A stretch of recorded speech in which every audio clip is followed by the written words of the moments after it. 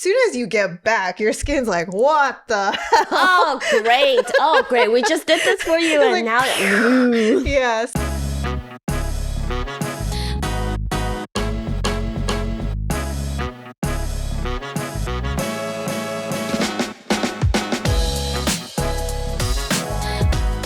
All right. Welcome back to the Chemist Confessions podcast. I'm Gloria. I'm Victoria. We are skincare chemists, and this is a podcast on all the skincare science we talk about. Yeah. And this episode is a Meatz episode, and I will say... It's a real Meatz because it's about the skin barrier. It is packed today with all of the sciencey goodness around barrier care. But before we go into it, let's open up with some nice words. All right, we're going to start off strong with a review on the Better Oil. The title is The Best Oil. Maybe it needs a name change. The oil saves my dry skin. I put a few drops on my face and my hands. Not only does my face look plump, my dried, cracked hands are so smooth and hydrated, I will never go without it. Yay, short and sweet. Yep, and I will say I definitely heard Best Oil in DJ Khaled's voice. I'm like, we the best oil. I just got caffeinated. We the best. Yes, but thank you. And yeah, also we should mention this is a good highlight of how an oil can be very versatile. So people use it on their hands, their cuticles. We've had people use it for their scalp. So we kind of really love that people just really make the formula their own. So that's awesome. Yep. All right, cool. Next one, Mr. Reliable. Yep, and the title is Good Moisturizer. It is a ring down from Best Oil, but it's a good moisturizer. And also 4 stars. But we are honest. The review goes, a little goes a long way, and I think I was using too much product for a while when I first got it. I have oily skin, so I did get shiny earlier in the day when I used too much. Overall, I think it's a decent moisturizer with some great ingredients. I love that there's silicone in it.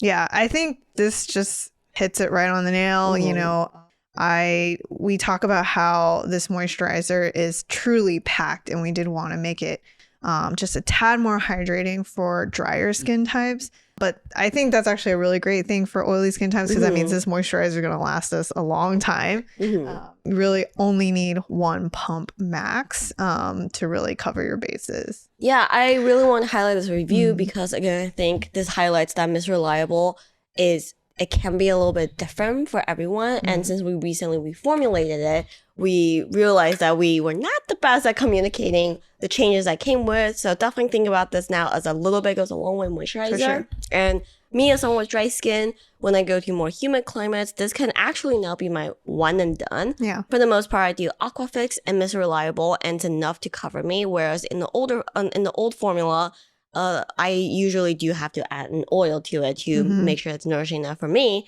So yeah, that's a little quirk with the 2.0 formula. Yeah.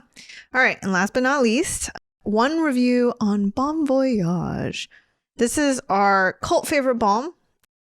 It is an unusual guy, we'll say, but we're very proud of it because of just all the ceramides. We basically tried to pummel into it, even though it didn't want to take it. So yeah. Rough. The title is Saving My Face. Nice. I'd recently had the Ellacor procedure done and was left with areas of post-inflammatory erythema. It's been brutal trying to get the redness to go away. Purchased this product after reading other reviews. It's occlusive, so safe to use after Ellacor, and the redness has been slowly decreasing much faster than before use. Thank goodness for this product. Amazing. I want to call this review because I think during summer when it's hotter and maybe you're in a more humid condition, the balm is probably the last thing on your mind. But it's still such a good product to have in a pinch. Recently, we did the 30 sunscreen 30-day challenge, and it effed my face off. It was just, I can't. We're taking a break. Yeah. It's almost like counterintuitive because now we don't really want to put on sunscreen. Yeah, we tried it all. We're exhausted. We tried it all for you, which means there are some duds along the way, and I can't even really pinpoint to which one really did a number on my face because there are just so many. And again, this kind of highlights that when you put your skin through rapid changes, sometimes it goes on strike. And that has happened to me. So I've been taking a firm break from all actives, and I've been using the balm in large. I have dry skin, so I will say this is probably something that makes Victoria scream on the inside. But at night, I'm using the balm on pretty much my whole face, wherever there's like an irritation or patch or something that's developed, which is basically my whole face right now. Yeah, totally. Yeah, so thank you guys for all of your honest feedback. We're very proud that we don't incentivize any of these reviews, so definitely do take a look if you are curious about our line. People even share their skin types and routines, so it could be even more helpful for you guys to find your next holy grail. And as a thank you, please use the promo code ChemistCoin for $5 off your next order. And I just realized, Gloria, we are so rusty at this portion. What are we drinking today, Gloria? Oh my God, we haven't talked about this in a long time. We usually do this at the beginning, but yes, we've been taking a break from that for a while. We are recording early morning, so Yes. I'm caffeinating in one hand and hydrating in the other. Yes, and we want to thank our friend from the Calculated Chemist for sending us these really cool flasks. Really adorable. And I just realized I'm drinking Gloria's flask. And this is Victoria's. Yeah, oopsies. Yeah, but these are super cute. Yeah, so if you're a nerd yourself and looking for a fun tumbler, our friend Tanner does these really cool flasky drinks. Yeah, it's super cute. But anyways, yeah, and I'm just having iced tea. Ain't no alcohol today, sadly. Not for a while. All right, I guess it's time to get in the meats. Yeah, let's get into the meat. All right, let me stretch.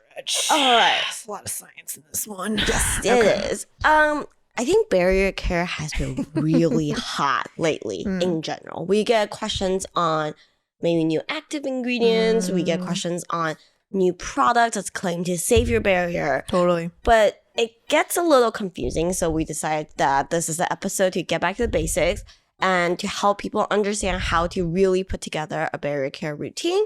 We are going to zoom in a little bit on the biology of your barrier. You know, I have to say, I think it's like hot, but then you do the initial research and you're like, that's boring.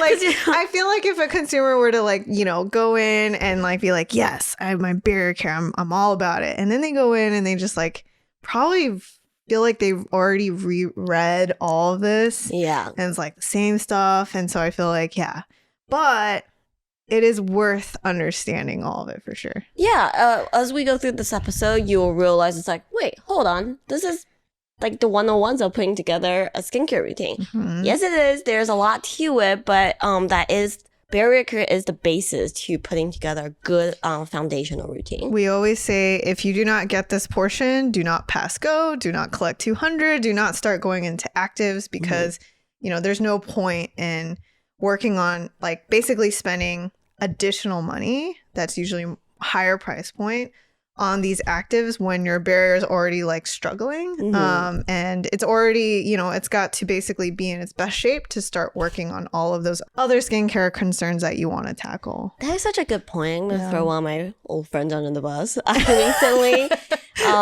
got a question from her. She was like, oh my God, like we're at an age now where we're starting to see more hyperpigmentation come up. And it's a lot worse than before. So what can I do? And I've known this girl for a long time. I know her. I was like, do you moisturize? She's like, no. Like, do you use sunscreen? No. I'm like, so you want a serum? We try so hard. Yeah, that's going to cure your hyperpigmentation. She's like, yeah. I'm like, okay, here's a moisturizer. Here's a sunscreen that I think is pretty good. You tell me when it becomes a habit that you're using these two things consistently. And then come back to me. And then I'll give you the actives. That is such a good point. Definitely value barrier care first. Yeah, for sure. All right, so quick review.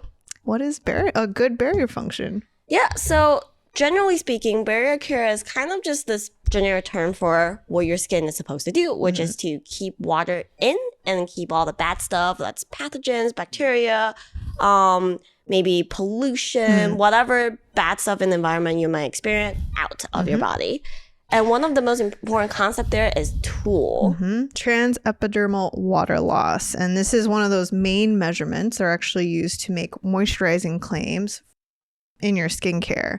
And so a lot of what we formulate and products that you use are geared towards tackling Tool and making sure and preventing that water loss, because when your skin loses water, that's basically the cycle of how you end up with dry skin. And just so like everyone's clear, like Tool will never be zero. It's like a path that it just naturally happens. You're just trying to keep it at a minimum. You can imagine if you're evaporating a crap ton of water, it's not great for yourself. It's actually such a good point. We're going to get into that when we discuss water molecules and water content. But yes, that is, I think what people don't understand is they think that, oh, I must like trap all my water. But no, you need actually water to permeate. That actually helps with the pliancy of skin and health of skin. So yeah, that's like a kind of a misunderstanding there. Yeah. All right, so we're going to go into your routine and what products might affect your Tool. And we want to keep this value on the low side, so things that increase Tool are bad. First of all, it's going to be a short one. It's your cleanser. Yeah. Cleanser surfactants can interact with your skin protein and lipids and kind of disrupt that structure and therefore increasing Tool. It's actually how you measure a surfactant gentleness to see it whether or not it affects Tool. But for a consumer, it's really hard to look at a product and go, yes, this will be good for my Tool, or this will not be good for my Tool. Hard for us too, actually, if we were to decode an ingredient list. Yeah, without spending a lot of money and a ton of testing, which we don't have the means to do. So we're going to move on to the next one, which is the water content. But definitely, if you are curious about finding your ideal cleanser, we actually just talked about it a couple episodes ago, so you can scroll back to get some top tips on that. Second one, water content. Yep, so we always say your skin is like an onion, it's got layers, but recently I had a revelation. I'm like, it is not like an onion, it is like a beef Wellington. I was so proud. Gloria was hungry. I was starving. Gloria's thought process has evolved from the time we wrote the book. Like, it's great. I was literally salivating. I was telling Victoria, I'm like, dude, it's a beef Wellington. I'm telling you, you need the middle to be tender and juicy, and the outside is like this flaky crust. Think about it. She's like, please go eat lunch. So in the next edition of Skincare Decoded, you will now see that no longer is it the cartoon onion, it will be a cartoon beef Wellington. Yes. Yes, I think that I can see it, Gloria. Yeah, even the flaky crust is mostly fatty, just like the stratum corneum. It's genius. But we don't really like our skin flaky, so let's talk about that aspect. Yeah, so we all know that in your stratum corneum, you do need water. Water, probably the most common reason why is because not only do you need things hydrated and kind of, I want to say plump, juicy, it also helps with really good cellular communication so that all of the processes that are involved in keeping skin healthy, hydrated, and helping you protect your body from the outside, all of that is running really efficiently. And you should know some of these. We've talked about them before. These are the ingredients that are going to be helpful in this arena are your humectants, your water grabbers. That's anything from your natural moisturizing factors, your hyaluronic acid, your glycerin, even beta glucan. So the one thing we did want to share, I think is like kind of a interesting addition to all of this that you probably already know, is that water is actually really essential in also helping with your skin's pliancy. We're going to get into, the fatty stuff because you probably think that's actually more on the fatty side of materials, but I'll actually take straight from this great summary paper that Gloria found. Straight from the source, they say, there's actually a built-in loss of water escaping from the living epidermis to the environment. This is actually what we had just referenced, which is Tool, right?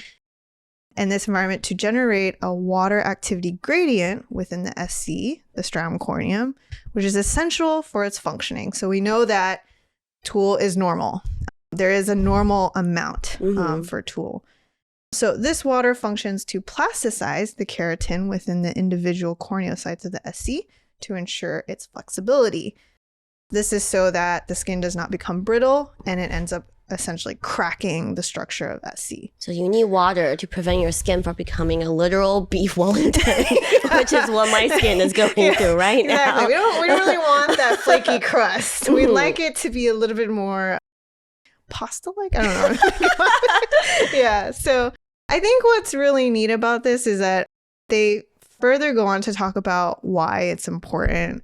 And they actually say that the epidermis can be fooled by the environment to generate a weaker, less functional SC because of this water barrier. So, for example, seasonal changes in the human SC lipids have reported when isolated from SC tape strippings that it's actually due to the changes in humidity and environmental dew points that it can cause basically your SC to function not as efficiently. That is so fascinating because obviously we travel quite a bit and my family is in Taiwan, which is very swampy, very humid. Yes. And when I go back, immediately it's like, I know my skin goes through a transition period and I usually just like, I don't think too much about it. I just know that it's like, oh, you're traveling, your skin freaks out a little bit. And I never really pinpointed to like what it wants at that point. Just like slap on my moisturizer, slap on sunscreen, and just like, I know it'll just take a couple days for it to get back to feeling normal. And that is so interesting that the humidity can have such an effect on skin. Yeah. So that's the thing is like you probably, if you go to Asia, I feel the same way. It's like you go to Asia and actually I feel like skin feels really great. It's like plump and dewy and everything. Taking all the environment water. But your skin is like basically trying to calibrate and it basically causes your this like water barrier function to tank. So then you probably don't realize it when you're going to these like more humid places. Soon as you get back, your skin's like, what the hell? Oh, great. We just did this for you. And like, now. Yeah. So I think we do get a lot of those questions where people say like, I've moved to like so-and-so area. Like my skin does not know what it wants. And yeah, that's your skin just trying to sort itself out in a completely different humidity. That's a good point. And I have dry skin. So when I go to these more humid zones, I still use my hydrating serums. I still use the humectants in my routine. Yeah. Even though in that humid environment can feel a little stickier. To me, if I go without it, I can definitely feel a difference. Yeah, totally. So that's the water portion, which I feel like hopefully that's something to really help promote like how humectants can be really helpful. But we all know it is not the only component we need. We also need occlusives. Yes, especially for dry skin individuals, your skin is like not the best at sealing and moisture. Yeah. So to help everything function normally and to help it do its job a little better, you need occlusives. So things like butters, petrolatum, a little heavier stuff. It doesn't necessarily mean you have to go as heavy as me, like using a full balm where it's like 90% occlusive. You can just think most moisturizers will have some level of occlusives in there just to help seal in that moisture you apply on your face. Totally. Yeah. So just review what affects your tool. It's cleansers, water components, your occlusives. Yep. So those would be the 3 categories to look at. In terms of biology, let's actually dive into the stratum corneum structure. Yeah. So this is a hotly debated topic on the interwebs. Yes. You will hear that. So to backtrack a little bit, the beef Wellington, the beef part of it is, I'm thinking of it as your dermis. This is your blood vessels. Well, it's really like a beef Wellington, where your water reservoir. And bloody. And the pastry portion is your entire epidermis. And the outermost crust is your stratum corneum. That yellow crisp outside. I'm so hungry. So that outside is your SC, and your skin is constantly turning over, and it's moving on, and your old skin goes up to the outer layer and sheds. And this structure is very, very important to it. And stratum corneum is made of mostly fatty substances that we've already talked about. And the fatty substances are your cholesterols, your ceramides, and your fatty acids. And you will hear all the time on the internet, it's like, as you age, your skin's like lipid content kind of goes down, especially your ceramides. It's true. I think we read some depressing stat recently. It's like, in their 20s. Yeah. I was like, oh, so that happens what? Like in your 30s? Like when your collagen goes down, they're like, oh no, in your 20s. I'm like, oh no!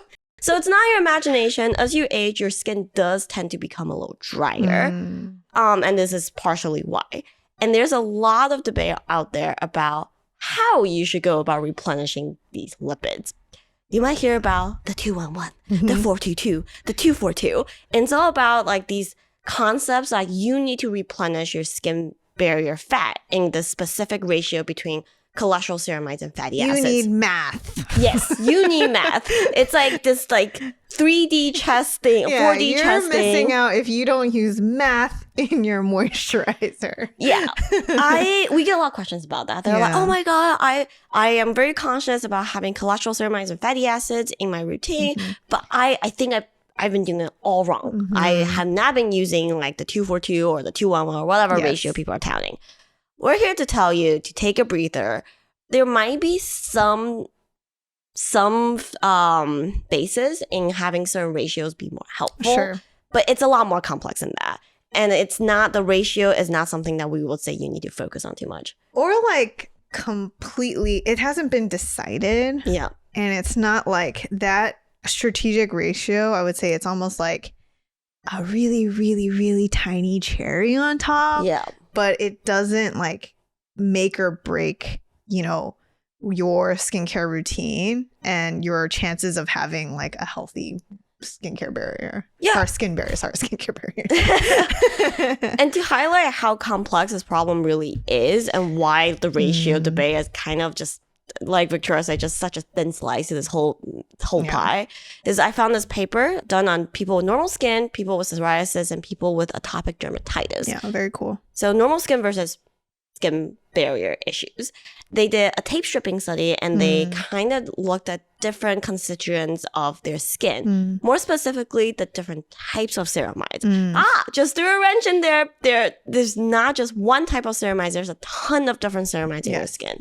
And you'll see from these charts that there's some tendencies there. So people with normal skin, and we're not talking about absolute content of ceramides, we're talking about ratios.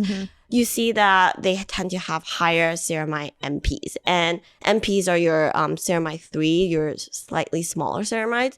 And there's a lot of complexity there because they looked at stuff like, MP to NS, NH to NS, MP to AS. And if you're wondering with all the alphabet letters how to even decipher, it's really more think about there are different types in different quantities in different areas.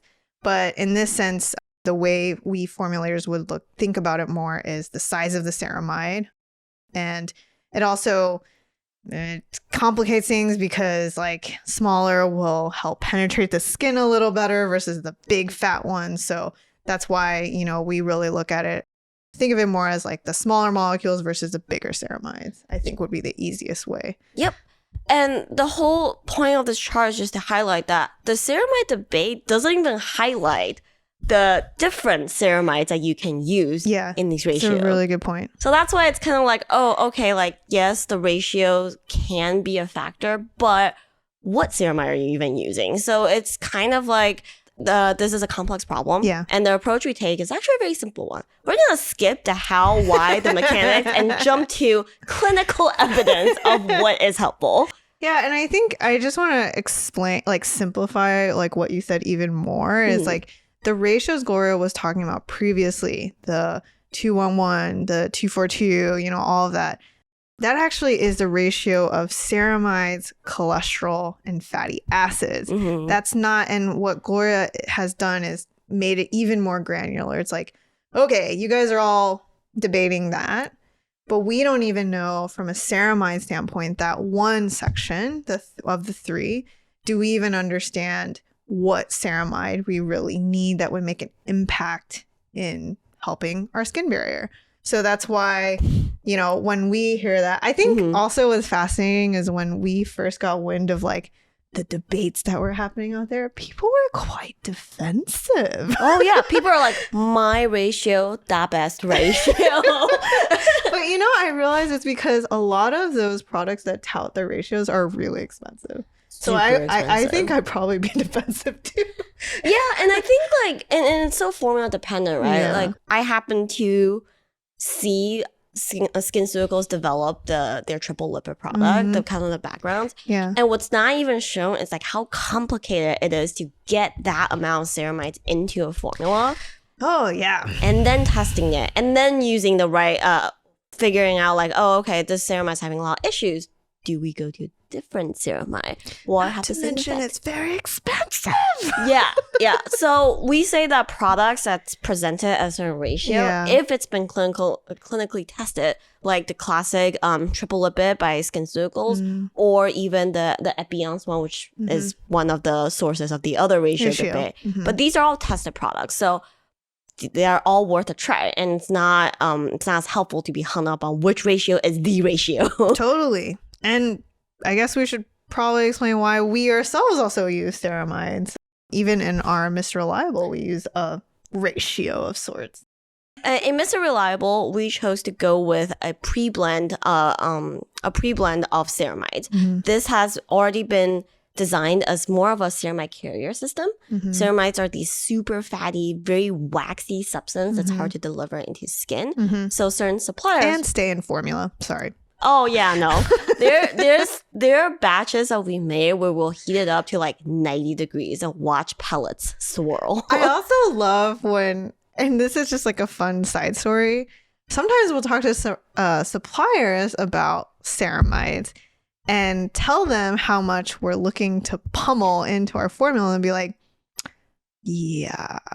They're like, why are you doing that? Why would you want to do that? It's expensive and it's difficult to work with. But I think Gloria and I really see the value of this category. And well, we're chemists. If not us, who else is going to do it? Exactly. Die on this hill, this ceramide hill. Die on this very expensive hill. Yes.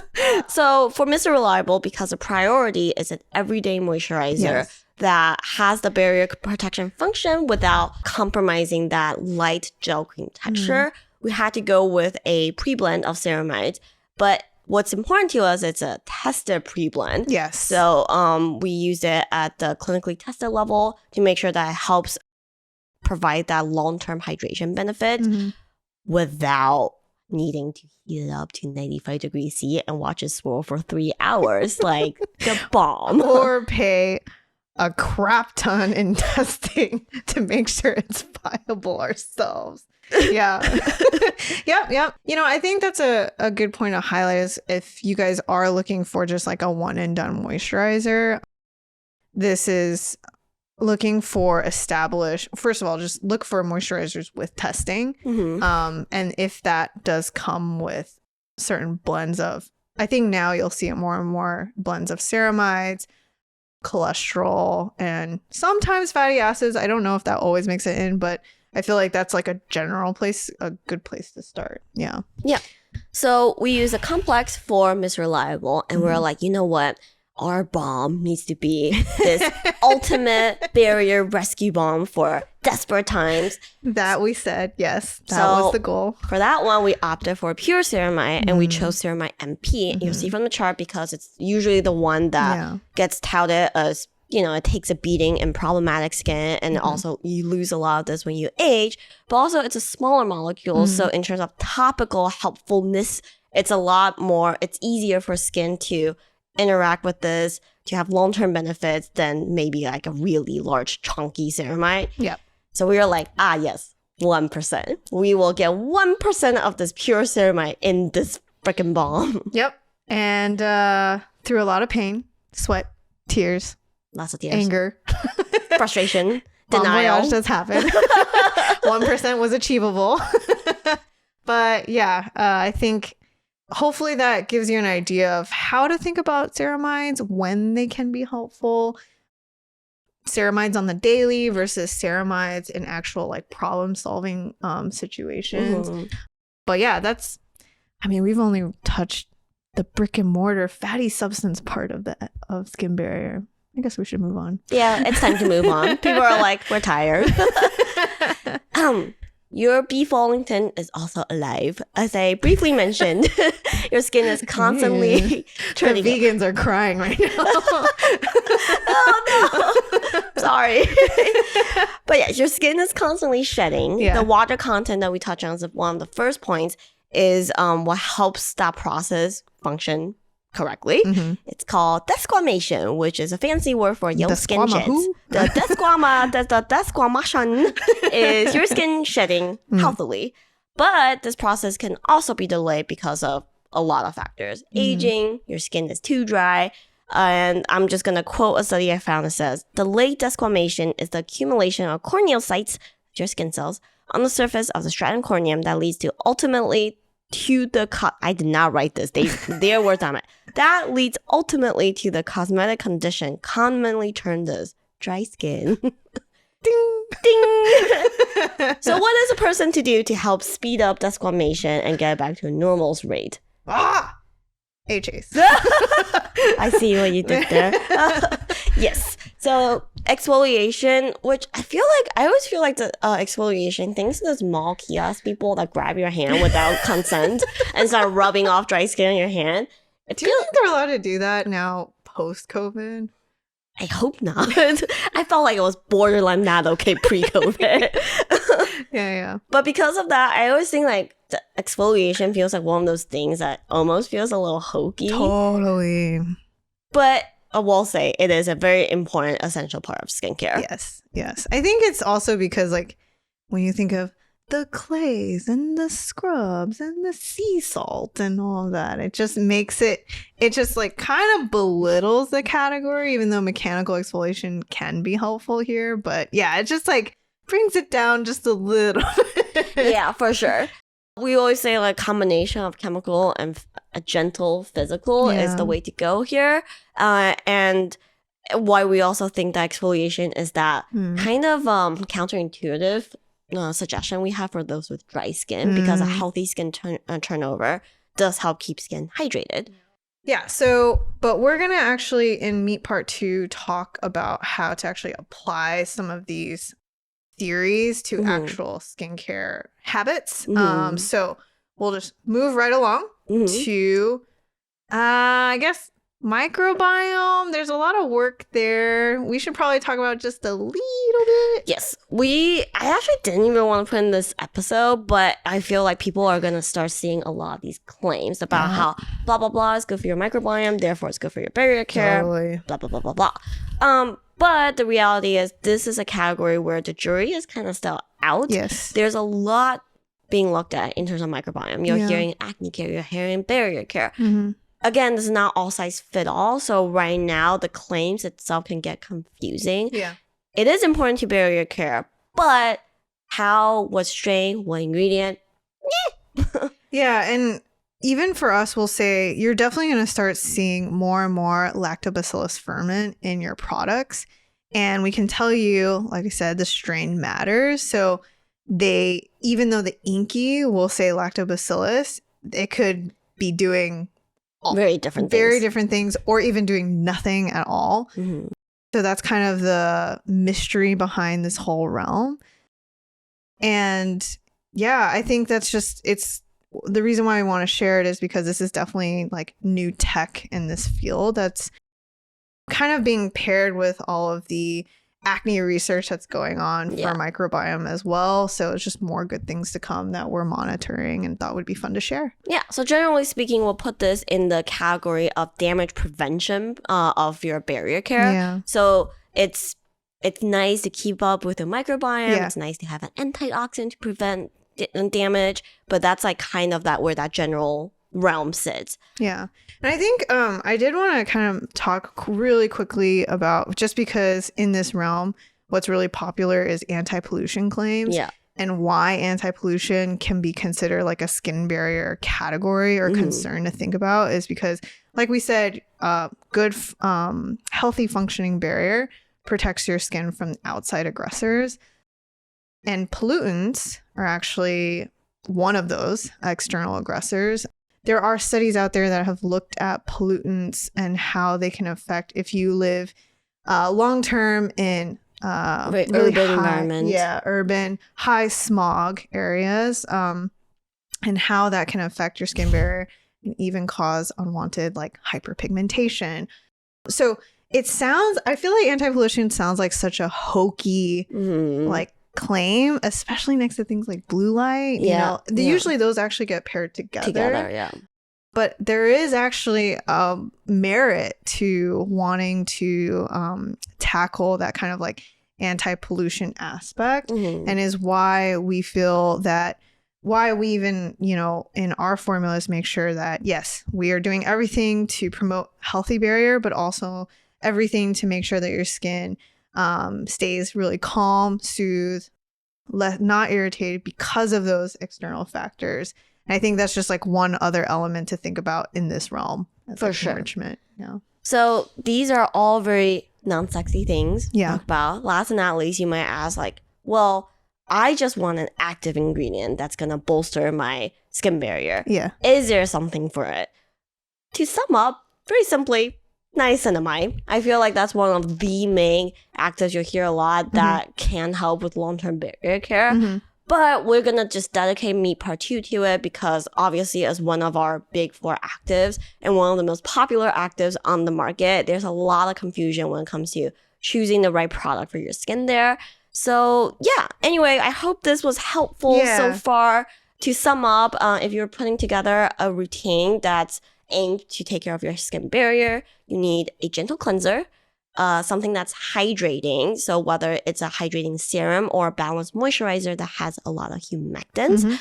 You need occlusive to seal it in. Of course, the amount of occlusives or the type of occlusives might differ if you have oily skin or dry skin. Totally. But anyone can benefit from that. Exfoliate regularly.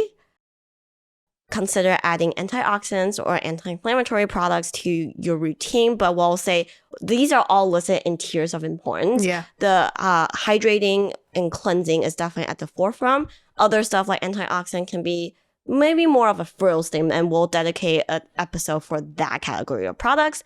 And last but not least, consider 2 to 5% niacinamide. Yep. And we'll tell you why in the next portion. Oh, Otherwise, yeah. And now it's time to take a break. Oh, It's time please. to Break break it up. Break it up. Break it up. Break it up. Woo! It's Animal Fun Fact Corner. All right.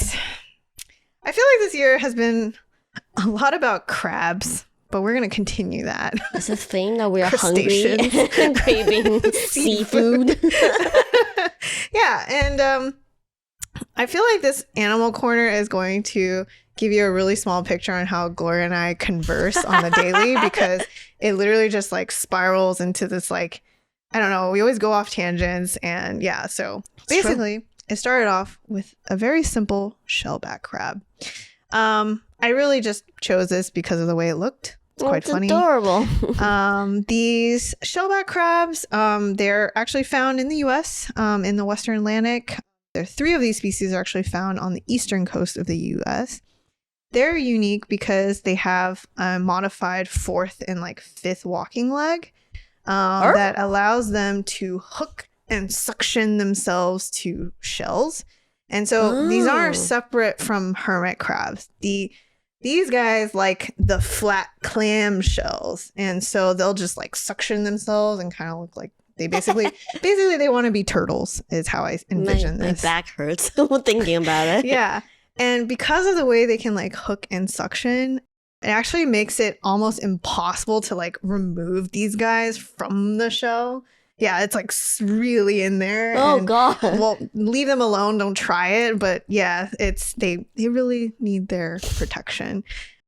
But they're quite cute. I mean, what's They're funny so is little. sometimes they look like they're smiling. Like if you look at this guy. And the funny thing is they'll use anything that's flat. So it doesn't have to be a flat shell. This is like a broken piece of it's like a shell shard basically. So they'll use anything so long as there's like a little bit of a concave for them to like attach to. If I can suction, I shall suction. Yeah. And I just love because like you know, we talked about the other crab that will like use anything to like cover themselves, and like they'll use urchins and they'll carry them. So like they're very scrappy in that nature. They're not picky at all. Yeah. And the other neat thing is that when they're little, they look really different than how they grow up. So here's a diagram of basically you'd probably think it's a shrimp. And then basically their shrimp tail stays the same, and then their head just gets bigger and wider. Oh, so it's really interesting. Whoa. Yeah. So anyways, so we're sharing that with Gloria. And Gloria also has something to share of the crustaceans that require housing as well. Yeah, so I looked over, Victoria was doing the research for Animal Fun Fact Corner, and I looked over, I didn't know what it was, so I was like, oh, hermit crab. Fun fact, did you know that they cannot breed them in captivity for the longest time? And Victoria's like, what? I was like, why do you know this? Fun fact. Yeah. I listened to it on a random podcast episode, and it was so fascinating to me because I think when I was in middle school, high school, those like mall hermit crabs were all the rage. Yes. And I really want a bunch of them. And my mom was like, hell no. Also, because like they use anything as a house. Yeah. Like you could make like a Lego thing or like, It's you know. super cute. Yeah. Like I think it started with like, oh, you can paint your own shell. Yeah. And then it's like Victoria said, some people 3D print the most dramatic things for their hermit crabs. It's super cute. And they're like, honestly, it's terrible, but people kind of treat them like disposable pets, right? Like they come and go in the malls,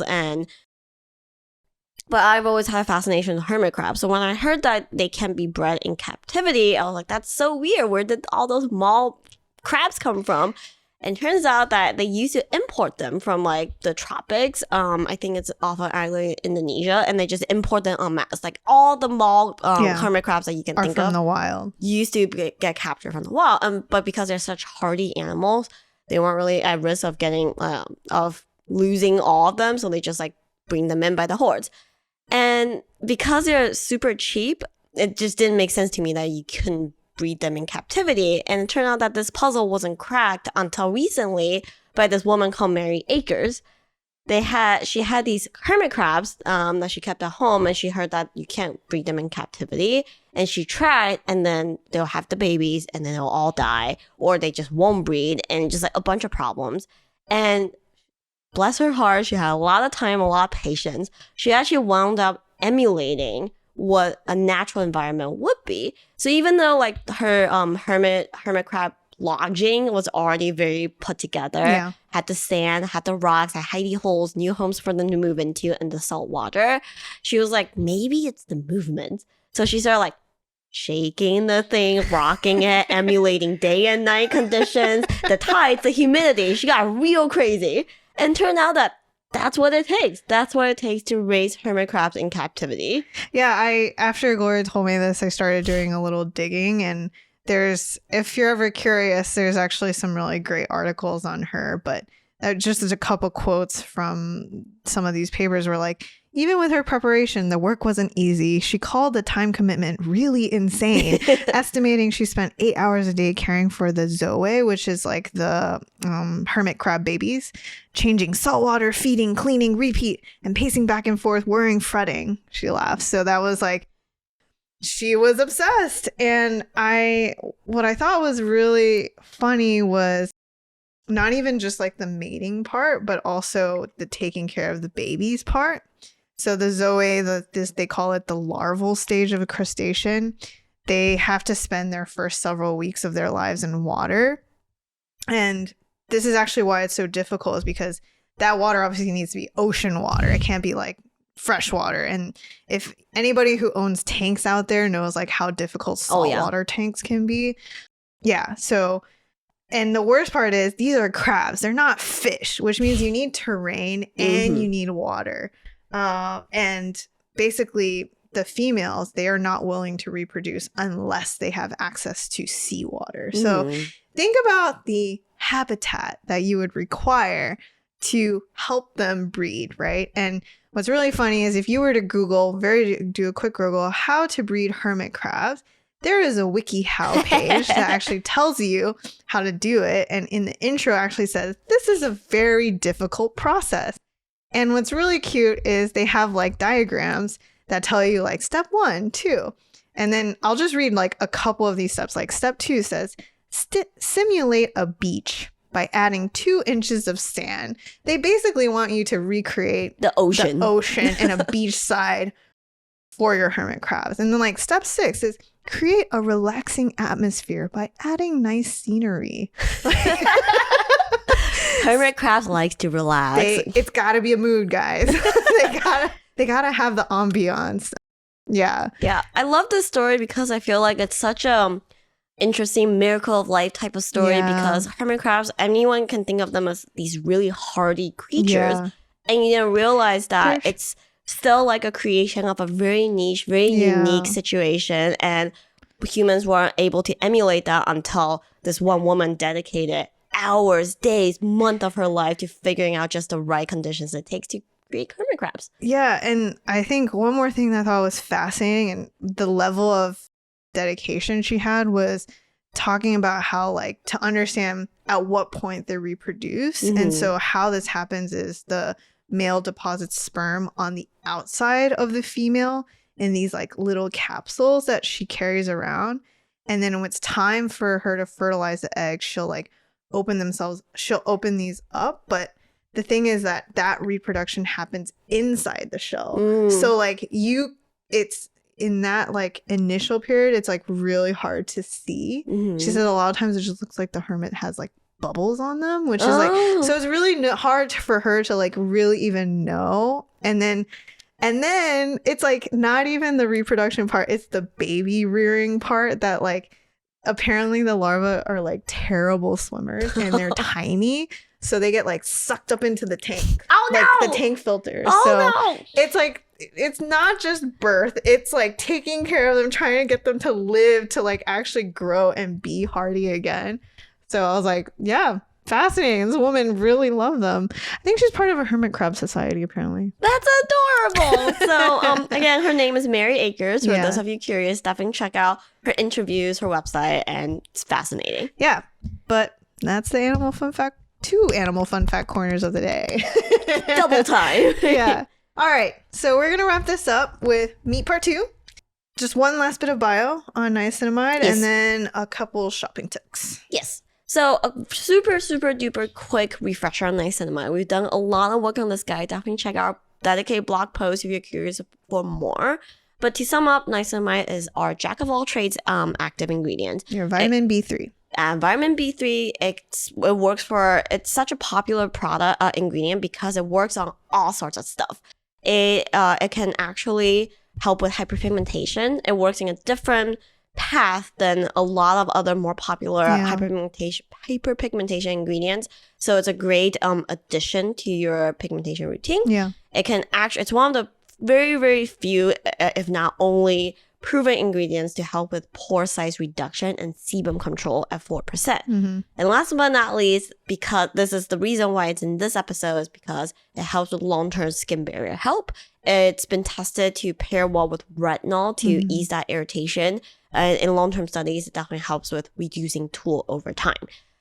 So that is a really quick blip on everything niacinamide can do for you. I did want to add, I think because people hear like jack of all trades, they think that it's like a one active solves all. And I would say that just to like manage expectations, I think these niacinamide helps in categories that like may not have a lot of solutions, but it's not like, I don't know how to explain it. It's not like a magical, like will solve everything like on its own kind of active. And I think that's like where people get confused. Yes. And it's also why they're dumping it into every product, you know, because I think you hear that, oh, it's like multi-benefit and you might as well just like use it at really max concentration and put in everything. But I'm sure for those of you who ever tried, you know, or maybe went down the niacinamide rabbit hole, you'll realize like, yeah, skin is better, but it's not like it's not solving everything. Yes, yeah, for sure. So it's definitely, when we first started working on Chemist Confessions, we're like, oh, niacinamide is one of the big four. It's very proven, yada.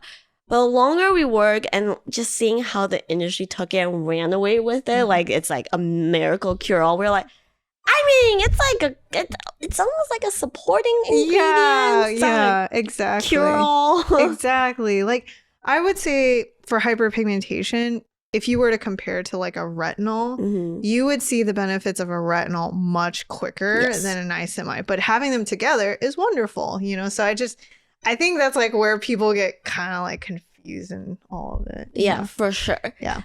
But anyway, it's a proven barrier care ingredient. And that's all we have to say about that. So actually, yeah. So in terms of shopping for niacinamide, now that it's everywhere and it's like a mess, let's talk about it really quick. I think, first of all, you'll find it in anything like even your cleanser, which we are going to say whatever. Yeah, if you see niacinamide your cleanser, which we've seen in a lot of new launches because it's such a hot keyword, brands are starting to put it in cleanser. What is it doing in cleanser? I don't know. I don't care. It doesn't matter. That is not where you'll get your niacinamide benefits when we're going to move on from there. Yeah. So don't buy a cleanser just because you see niacinamide in it, basically. I think the other thing we briefly touched on is dial in on the percentage. Yes. Because it's already going to be in everything, just really try your best. Now the issue is try your best not to overdo it. You actually only need anywhere between 2 and 5%. So I think it's just, for some reason, everyone's fixated on the 10% value. Thanks, The Ordinary. Thank you. No reason, rhyme, back up any of that to explain why you need that much. But yeah. You definitely don't need that much at all. We have niacinamide in our Mr. Reliable at a cool 2%. So it's very layer friendly. The reason why, and we get asked a lot, it's like, oh, okay, so we shouldn't overdo niacinamide, but what happens when we overdo it? It could be nothing, and it could be a slow buildup. Like, it's honestly a pretty vanilla ingredient compared to, say, a retinol or AHA, where your skin will definitely scream at you and let you know you've overdo it. Niacinamide, if you overdo it, a lot of times nothing happens. You're just not getting that additional benefit that you think you are. Yeah. But I will say, it is with every ingredient, it's still possible to build it up to a level where you are overdoing it. It has happened to me before. Yeah. And this brings us to our third tip for niacinamide, which is do a quick decode on your product. Yeah. You might have one niacinamide serum. You're like, oh, I only have one niacinamide serum, therefore I'm not worried about overdoing it. But because it's in everything, you might find it in products that doesn't even call out having niacinamide and end up using a cleanser with it, a moisturizer with it, sunscreen with it, a serum with it, and it ends up adding up. And at least what happened to me when I tipped over on that niacinamide use is my skin got so irritated. It was just all of a sudden it just started flaking like crazy and developed this skin texture, kind of similar to what's happening now with my my sunscreen overuse. And that texture lasted for a couple weeks. It did go away. It was just a little red and itchy for a week or two, and I cut everything out of my routine and went back to a very basic moisturizer and cleanser routine, and eventually went away. But at least that's what happened to me. We've heard of people breaking out. Yeah, I was also gonna say, for me, when I discovered that was when I'm on a heavy dose of maybe like a dabbling or high level retinoid, and then using a cleanser with niacinamide. Funny enough, it's not really irritation. It's not really intense irritation. It's actually more like it's more like sensitivity. So you finish washing, then all of a sudden you feel like if you were to touch your skin, it's just kind of like it almost just there's a sensation there. And I would say, yeah, it's differing for everybody. Some people deal with redness, some people deal with texture issues. So there's no real defined like niacinamide overdone irritation definition or side effect.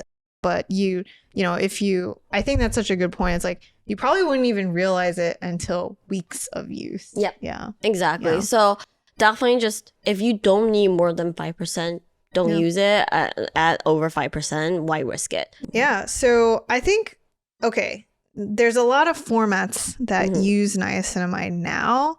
We should talk about our probably favorite format, and we definitely would have to say in a moisturizer, it makes the most sense to us. Yeah, to us, it's a ultimate companion active. Yeah. That's also why we added 2% in Miss Reliable to kind of bolster the barrier care long-term aspect of it. Yeah.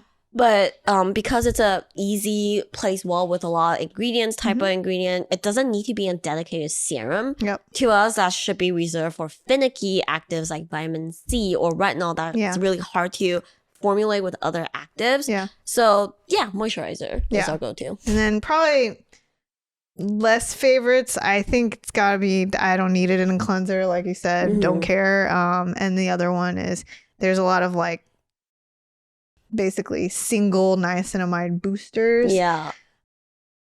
Now that niacinamide's in everything, I just feel like it's not really necessary anymore. Yeah. To have a whole step just to put 10% niacinamide in You're your skin. also, as a chemist, we can tell you that's like you're wasting a step when of all the ingredients that needs a single separate step, that's not the guy. Yeah, we can definitely tell you that's not the guy that needs that. So for sure. So that's it for niacinamide. In terms of other things we talk about, ceramide is definitely a big category to figure out how to shop for. I guess with all the ratios and needing cholesterol and all that. Yeah, and this one's also really hard to decode because there's so many, right? Sometimes you'll see a product that has like 18 different types of ceramides on the bottle, but you don't really know if it's truly helpful. So first of all, we would say definitely don't shop again just because of the ratio.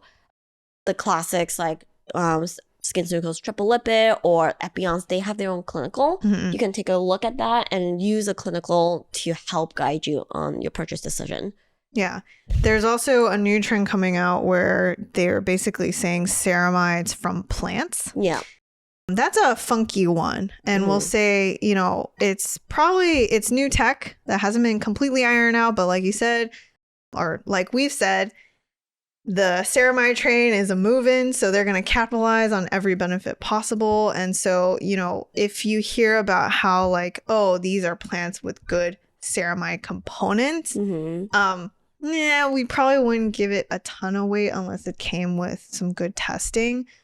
You still want to look for the ceramide actual ingredient label in the inky, because that's kind of a weird one that's coming out. We're also starting to see ceramides are being put in a lot of different formats, right? Traditionally, you'll see a ceramide in a pretty rich, heavy cream or some sort of moisturizer. To us, those are still the preferred format because ceramides are these like thick, heavy, waxy components. That's water. Hates it. Hate. It's there to help your skin repel water. It hates water. Yeah. And that's why we have it in our moisturizer and a thick balm. Yeah. But we're starting to see things like ceramide toners and ceramide oils. We'll say these light fluid formulas, we have kind of our suspicions in terms of how much is actually in there. Also, what types of ceramides are in there and how helpful they truly are. Totally. I think, and hear from us when we say, just don't really know how much is in there. I think I did want to share Ceramiden's liquid toner. And you can see, like, when you imagine toners, there are ceramide toners where it's just like a clear water-based liquid. And that is very funky to us. If you look at Ceramiden's toner, it's almost what looks like liquefied shea. And that we're like, okay, I kind of can see how that works. So hopefully that gives you an idea of like where to get your ceramides from versus better formats versus not great formats. Also, I think in cleansers, there's no like that would be so little because the price point it'd just be so expensive. Yeah. Even in like a cream cleanser. I just think, and when I see it in a cleanser, I'm immediately like, if it's over 0.00 0.01%, Yeah. I'd be shocked. Yeah, totally. Yeah. So hopefully that helps you navigate the ceramide landscape that's going to be ever growing. Just wait till we hit fall. You're going to see a ton more launches. And then finally, let's touch on AHAs very quickly. Just more of maybe formats to try. I think for me, what I really want to talk about more is just like frequency. Mm-hmm. You know, normal skin, the cell turnover cycle should be pretty regular. Mm-hmm. I think maybe be able to tell them like when you need to like increase amount or maybe frequency and maybe when to dial back, maybe. Yeah. So for me, me personally, the simplest way to remember frequency or level of AHA to use is a once a week wash off mask, because your skin functions on like 2-week cycles. So once a week to once every other week on a more high level AHA, to me that keeps skin turnover at a good amount. Totally. If you use a toner level, so anywhere from 5 to 10% AHA like glycolic lactic acid, those you can use daily. Yeah. And most of the testing of its benefits is being looked at on daily use because it's so low level. It's only helping very minuscule amount. So you don't need to, you need to use it at higher frequency. I will say that when to dial up, when to dial back is a little bit funky. Like you have to pay really close attention to your skin. The once a week rinse off mask, to me, it's pretty simple, is after I use a mask, the couple days after, do I experience any sort of irritation? If I overdo it, I can just tell. Same thing as what Victoria mentioned about niacinamide, is after washing, there's a sensation. Mm-hmm. It's not full irritation. Right? Yeah, it's just like a little. I'm gonna take a chill pill and take a break this week. Yeah. That's usually how I see it. When I need to dial up, for me, it's just like, man, this dullness it's gonna look real crabby. So would you ramp up more than once a week? I still wouldn't. Okay. I think to me that's kind still of risky. like the limit. Yeah, Okay. that's still risky. And when I say dial up to more than once a week, that's definitely talking about using like a 20, 25, 30% mask. I still wouldn't overdo it, even if my skin's like looking a little meh. Yeah. That's when I would kind of use the help of a physical exfoliant if I feel the need to like kind of slough off more dead cells, just because the risk of over exfoliating isn't worth it to me. Yeah, totally. I mean, and you know, we even once a week, we would say that's like, it doesn't I guess how to say it. The frequency doesn't have to be once a week. There are people that actually do like high level masks once a month, and that's like good enough for them, and then they can like ramp up that frequency. Also, don't forget, you're probably using other actives, so trying to find that schedule, it may differ for everyone. And this is talking about like high level AHAs, the 20% and upwards. Yeah, I just think there's just this, first of all, there's this pressure to maintain your cell turnover. There's also an addiction, I think, to AHAs because you love the way your skin looks the next day after you use an AHA, especially mask. Skin just looks that glassy look that you hear, glass super skin, smooth. all of that. Yeah, it just looks your best. And so I think people get addicted and they feel like, oh, I have to keep doing that. No. Like, let's be kind to your skin, please. That's something I feel like we refrain. Like, I actually felt the need to refrain from doing that when I was younger, because like with acne, nothing helps, fade it quicker than using AHAs, BHAs.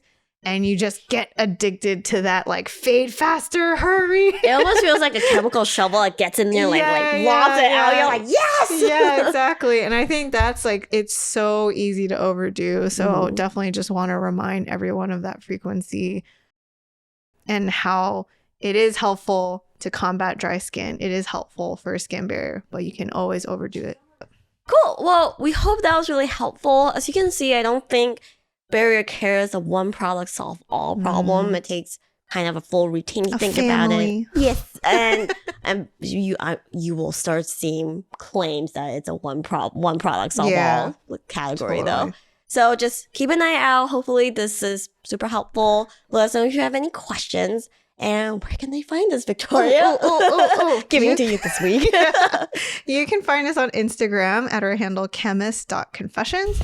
you can write to us and actually check out our website, chemistconfessions.com, and then email us at info@chemistconfessions.com. It's not just me. You can also actually add your comments just down below here, and we're the ones behind in all of our responses. And then finally, you can check out our content on TikTok, but do not talk to us there because we will not answer that. But otherwise, we hope you enjoy this episode. No idea what's coming next, but stay tuned. Yep, we'll see everyone next week. Bye.